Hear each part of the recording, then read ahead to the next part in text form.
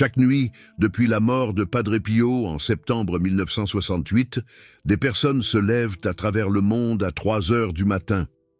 Pas parce qu'elles ont été réveillées par un cauchemar, pas parce qu'un enfant pleure dans la pièce d'à côté, parce qu'elles ont décidé de venir une heure précise, une prière précise, une intention précise.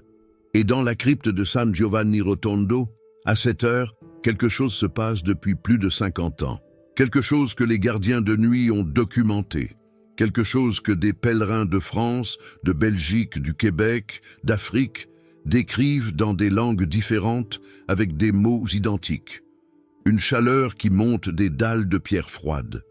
Un parfum de rose mêlé de tabac. Une certitude, pas un sentiment, pas une émotion, une certitude que l'on n'est pas seul dans cette crypte à 3 heures du matin. Mais ce que peu de personnes savent, c'est que ce phénomène ne date pas de la mort de Padre Pio. Il date de sa vie. Ce qui se passe dans la crypte depuis 1968 est la continuation de ce qui se passait dans la chapelle du couvent depuis les années 1920. Et il existe un document qui n'a jamais été traduit en français dans son intégralité, qui décrit avec précision ce que Padre Pio faisait entre 3 heures du matin et l'aube, chaque nuit, pendant 40 ans. Ce document s'appelle « Le cahier de la nuit ». Et ce que vous allez apprendre sur lui ce soir va peut-être changer la façon dont vous regardez votre propre nuit. Changer ce que vous faites les nuits où vous vous réveillez sans raison, à cette heure-là, sans pouvoir vous rendormir. Mon nom est Geneviève Moreau, j'ai 64 ans. J'habite à Limoges et je prie pour mes morts depuis 40 ans. Pendant 31 ans d'infirmière, j'ai travaillé des nuits d'hôpital, des nuits où la frontière entre ce monde-ci et ce qui vient après devient perceptible d'une façon qu'aucun manuel de médecine ne vous prépare à ressentir.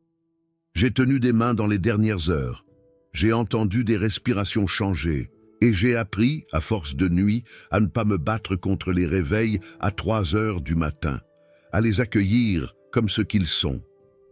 Je vous dirai comment, mais d'abord, laissez-moi vous parler du cahier de la nuit.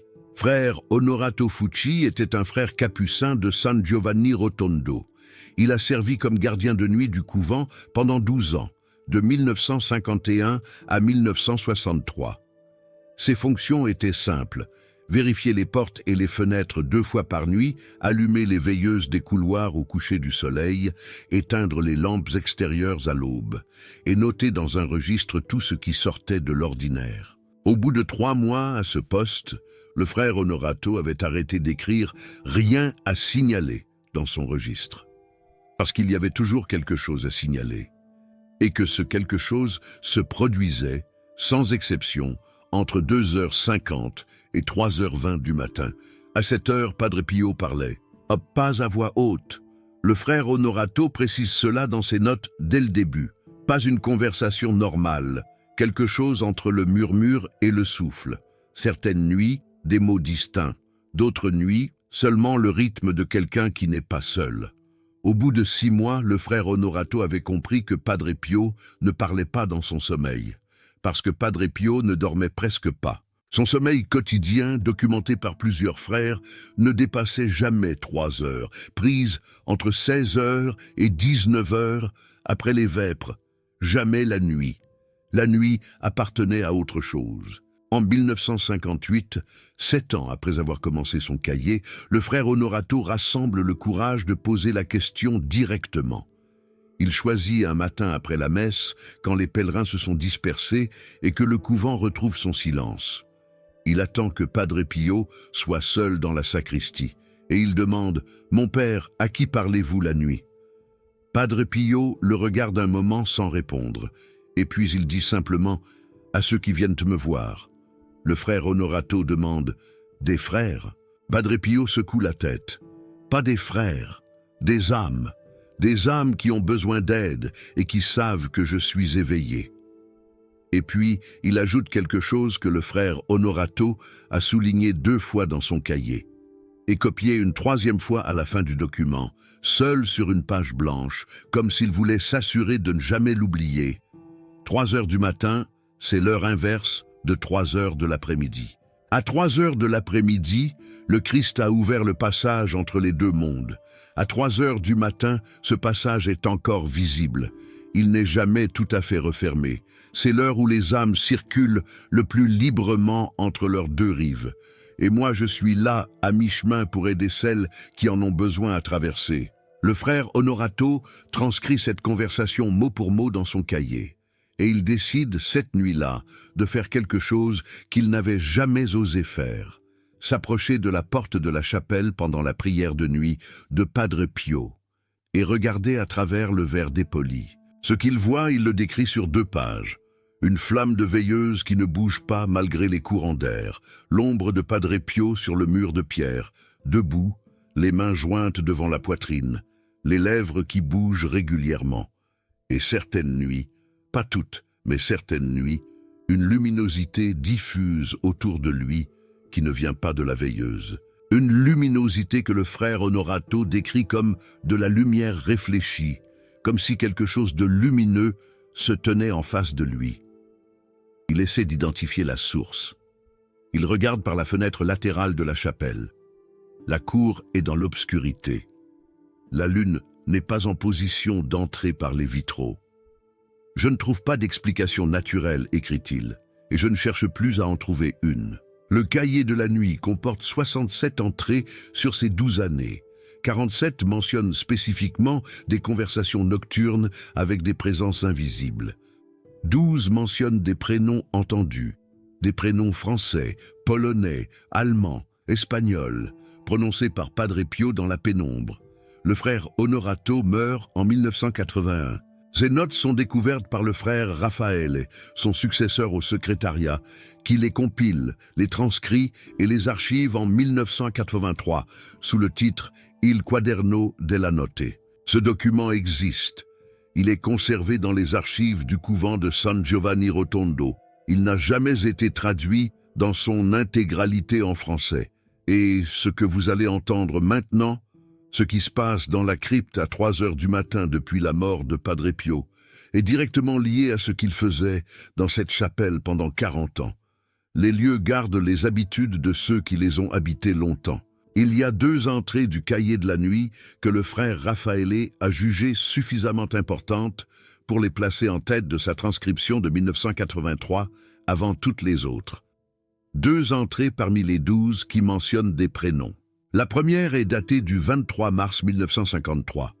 Le frère Honorato écrit « Ce soir, vers 3h30, j'entends Padre Pio prononcer distinctement 2 fois le prénom Hélène, puis, après un silence d'une dizaine de secondes, Bernadette, et puis René.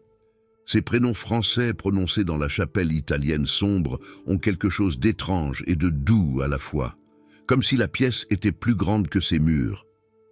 La deuxième est datée du 11 novembre 1960. Je n'entends pas un prénom cette nuit, mais une phrase entière.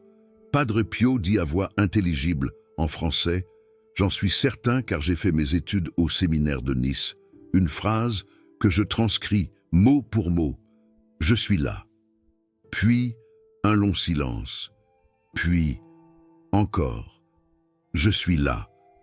Je ne sais pas s'il dit ces mots pour lui-même, ou pour quelqu'un d'autre. Je sais seulement que ces mots, dans la chapelle à 3 heures du matin, ont résonné d'une façon qui m'a fait poser la main sur le mur, comme pour ne pas perdre l'équilibre. Je suis là. 2 mots. La même chose que Bernadette Clavier a dite, sans le savoir, devant sa bougie violette à Lyon cette même année. Il y a quelque chose que Padre Pio disait sur la prière de 3 heures. Quelque chose qui peut sembler paradoxal à première écoute, et que notre esprit rationnel glisse sur sans s'y arrêter vraiment. Il disait « La prière que vous envoyez à 3 heures du matin ne va pas seulement vers Dieu, elle va vers tous ceux qui en ont besoin. Et elle revient à vous, pas par le même chemin, pas avec la même forme que celle que vous lui avez donnée en partant. Mais elle revient, toujours. La prière du milieu de la nuit ne se perd jamais. La prière ne se perd jamais. Elle revient, par un chemin que vous n'aviez pas prévu.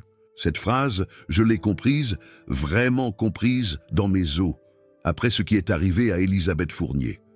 Élisabeth Fournier avait 56 ans en octobre 1972. Elle habitait à Grenoble, dans le quartier de l'Île Verte, dans un appartement qu'elle partageait depuis la mort de son mari Paul. Infarctus, 1968, la même année que Padre Pio, fait-elle toujours remarquer, avec la présence silencieuse de ses habitudes et de ses photos.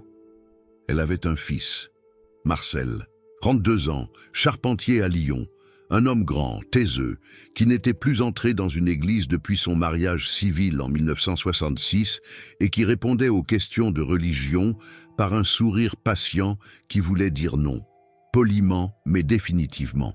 En mai 1972, Marcel reçoit un diagnostic.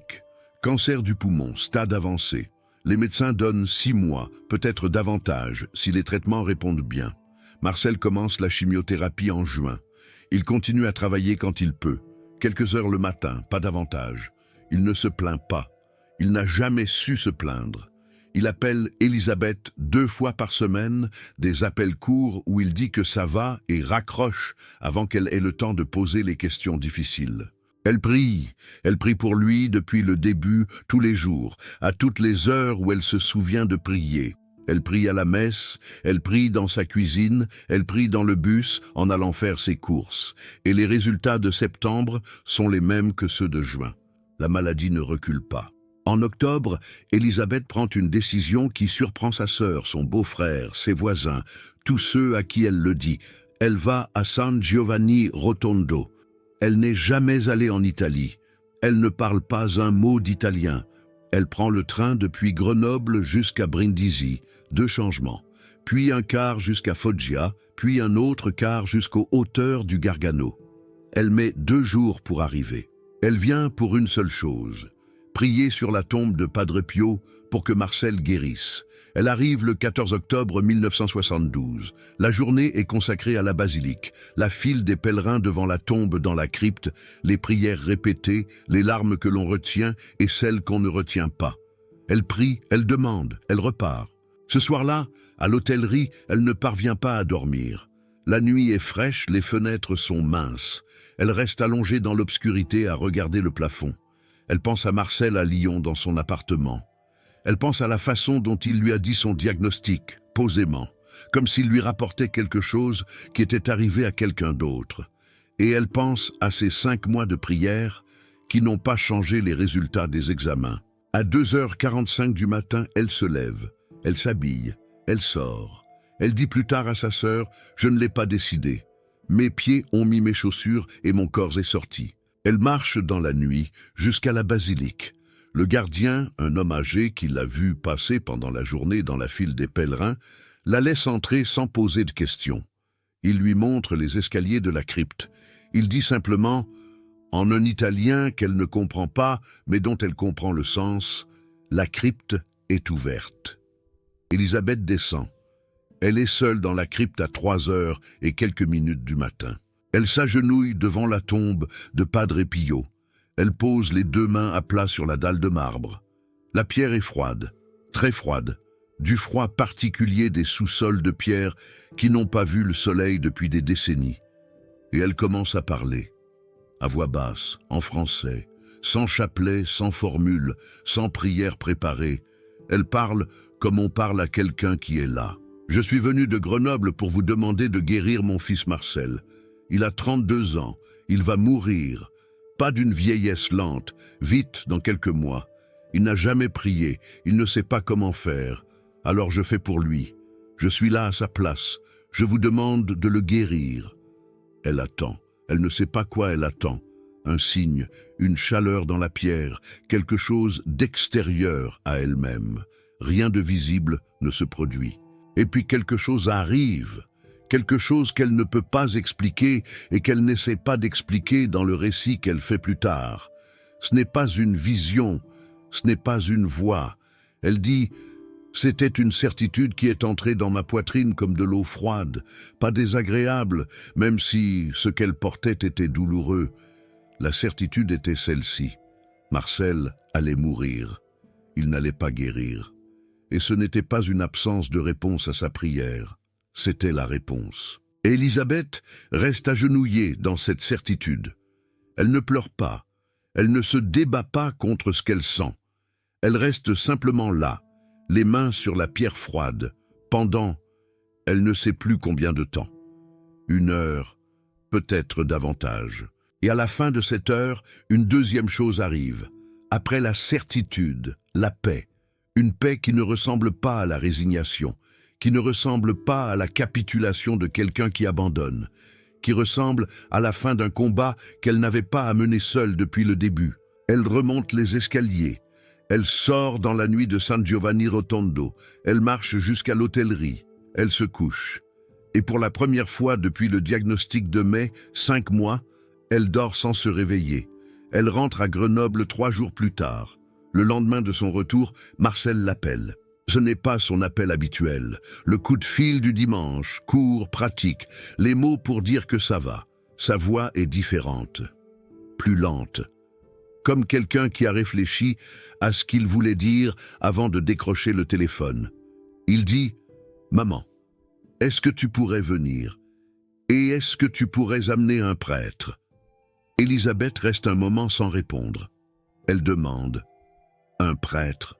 Marcel dit « Je voudrais me confesser, je ne sais pas si je m'y prends bien, mais je voudrais essayer. » Il ne lui explique pas pourquoi. Il ne fait référence ni à la maladie, ni à la mort, ni à aucun changement. Il dit seulement qu'il a passé la nuit dernière à penser à des choses qu'il n'avait jamais pensées, et qu'il voudrait les dire à quelqu'un dont c'est le métier de recevoir ce genre de choses. Le père Michel Aubry, curé de la paroisse Saint-Bruno de Lyon, vient 2 jours plus tard. Il passe 2 heures avec Marcel.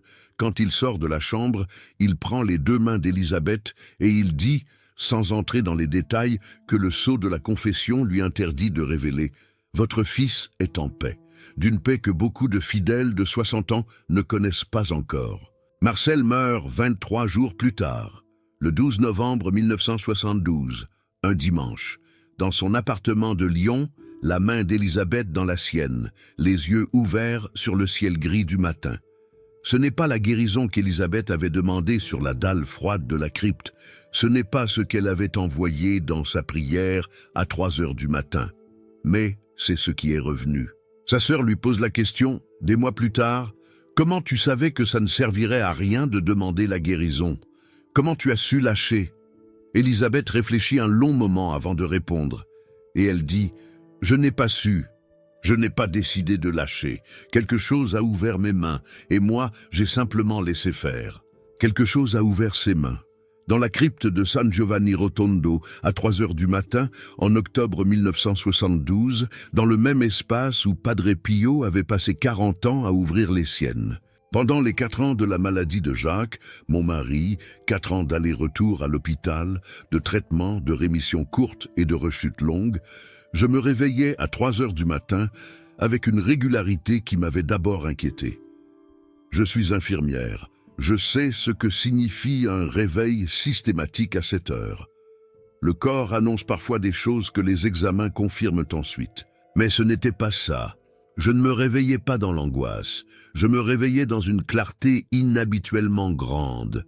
Comme si la journée, avec ses bruits et ses urgences et ses petits mensonges qu'on se dit pour continuer, s'était enfin tue et que quelque chose de plus réel pouvait enfin se faire entendre. À partir de la 2e année, j'ai arrêté de combattre ces réveils. J'ai commencé à m'asseoir dans l'obscurité de notre chambre.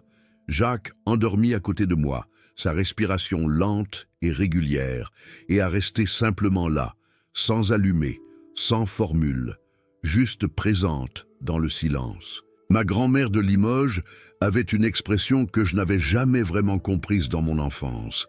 Elle disait, en parlant des heures de grande nuit, 3 heures du matin, c'est l'heure où les saints ne dorment pas. Ce n'était pas une invitation à ne pas dormir. C'était une observation sur la nature du monde. Il y a des heures où la frontière entre ce côté-ci et ce qui vient après s'amincit. Et le saint, l'homme ou la femme ordinaire qui a choisi de rester éveillé dans ces heures-là, se tient à la frontière, non pas pour quelque chose d'extraordinaire, mais pour être simplement disponible. Padre Pio était disponible chaque nuit pendant 40 ans. Et ce que le frère Honorato a documenté pendant 12 ans, c'est la forme concrète de cette disponibilité. Je suis allé à San Giovanni Rotondo en octobre 2019, 4 ans après la mort de Jacques. J'y suis allé pour remercier, pas pour demander. Et j'avais décidé de me lever à 3 heures du matin pour descendre dans la crypte. J'avais lu le témoignage d'Elisabeth Fournier, et je voulais voir. La crypte de San Giovanni Rotondo est froide, beaucoup plus froide que le reste de la basilique. Le silence y est d'une nature différente, pas seulement l'absence de bruit, mais une qualité de silence que je ne peux décrire qu'en disant « c'est un silence habité », comme la chambre d'une personne qui vient de sortir et qui va revenir. Je me suis tenu debout devant la tombe de Padre Pio. J'ai posé les mains sur le marbre froid, j'ai dit le prénom de Jacques, et puis je n'ai plus rien dit, j'ai juste été là. Il n'y a pas eu de parfum de rose, il n'y a pas eu de chaleur dans le marbre, rien que le silence et le froid et les flammes des veilleuses qui ne bougeaient pas dans l'air immobile de la crypte.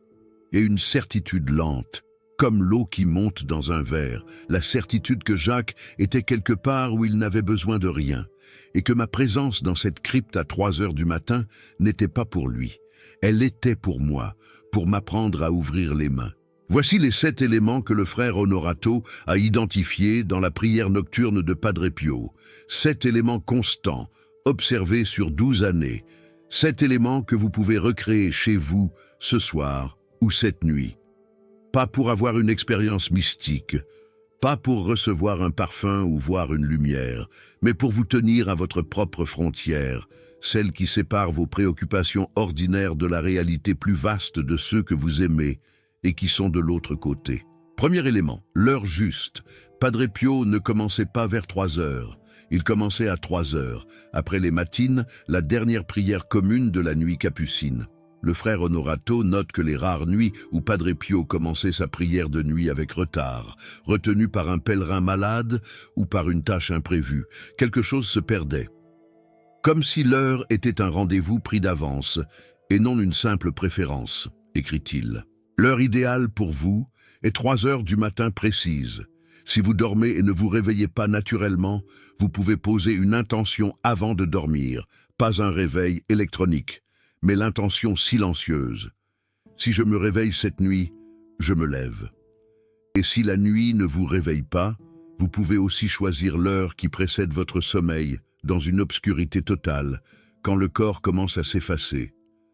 C'est un seuil aussi, dit Padre Pio dans ses notes. Deuxième élément, le silence absolu. Avant de commencer, Padre Pio fermait la porte de la chapelle. Pas pour s'isoler du bruit, le couvent était silencieux la nuit, mais comme un geste de séparation. Fermez ce qui appartient à la journée pour ouvrir ce qui appartient à la nuit. Chez vous, éteignez tout ce qui fait du bruit. Tous les appareils, même en veille, les téléphones, les montres qui tiquent, les chauffages qui ronronnent, si vous pouvez le faire en sécurité. Et fermez la porte de votre pièce. Ce geste simple, fermer une porte, est plus important qu'il n'y paraît. Il dit à votre corps et à votre esprit, ce qui vient maintenant est différent de ce qui était avant. Troisième élément, la posture debout. Padre Pio ne s'asseyait pas pour la prière de 3 heures. Il se tenait debout, les mains jointes à la hauteur de la poitrine, pas levées vers le ciel, jointes. Le frère Onorato lui a posé la question. Padre Pio a dit « Assis, on attend, debout, on est prêt ». Cette prière n'est pas une prière d'attente, c'est une prière de disponibilité. Et la disponibilité, le corps l'a dit mieux que les mots. Tenez-vous debout devant votre bougie ou votre image, les pieds légèrement écartés, le corps détendu, debout mais pas rigide. La posture du veilleur. Quatrième élément, la bougie unique, une seule. Padre Pio apportait sa propre bougie dans la chapelle, une bougie de main, petite, qu'il posait sur le rebord de l'autel. Une seule flamme dans le grand espace de la chapelle. Le frère Onorato note « Cette flamme ne vacillait presque jamais, même les nuits de vent fort, comme si quelque chose la protégeait. Chez vous, une seule bougie blanche pour la prière de nuit. Le blanc est la couleur de la nuit. Le violet appartient au carême diurne. Le blanc appartient aux heures d'avant l'aube. Allumez-la avec une allumette de bois, pas un briquet. Le geste de créer la flamme par friction est, selon Padre Pio, le geste le plus ancien que l'humanité ait pour appeler la lumière. Cinquième élément, le froid accepté. Padre Pio ne se couvrait pas pour la prière de nuit. En hiver, il portait sa bure habituelle sans manteau supplémentaire. Il a dit une nuit au frère Honorato qui lui apportait un châle. Le froid maintient l'esprit là où le corps veut dormir. Ne m'aidez pas à avoir chaud. La légère morsure du froid est une discipline qui dit à l'esprit « Tu n'es pas en train de rêver. Tu es là, vivant, à cette frontière. Laissez une fenêtre entr'ouverte d'1 centimètre si vous le pouvez. » Sixième élément, le nom. Dans la prière de nuit, Padre Pio nommait toujours des prénoms entendus par le frère Honorato dans l'obscurité, prénoms français, polonais, allemands, espagnols, prononcés par Padre Pio avec la familiarité d'un père qui appelle, des prénoms de personnes dont il avait reçu des lettres, des prénoms de défunts mentionnés par des correspondants, et parfois des prénoms que personne au couvent ne reconnaissait. Chez vous, à mi-chemin de votre prière, prononcez à voix basse le prénom de la personne pour qui vous vous êtes levé, le prénom seul, pas de titre, pas de relation. Prononcez-le dans l'obscurité de la nuit, devant la flamme, et ne dites rien de plus. Laissez le prénom exister dans l'air de la pièce, comme une clé posée dans une serrure. Septième élément, la remise. C'est le dernier geste et le plus difficile. Le frère Honorato l'appelle « il momento del rilascio », le moment du lâcher.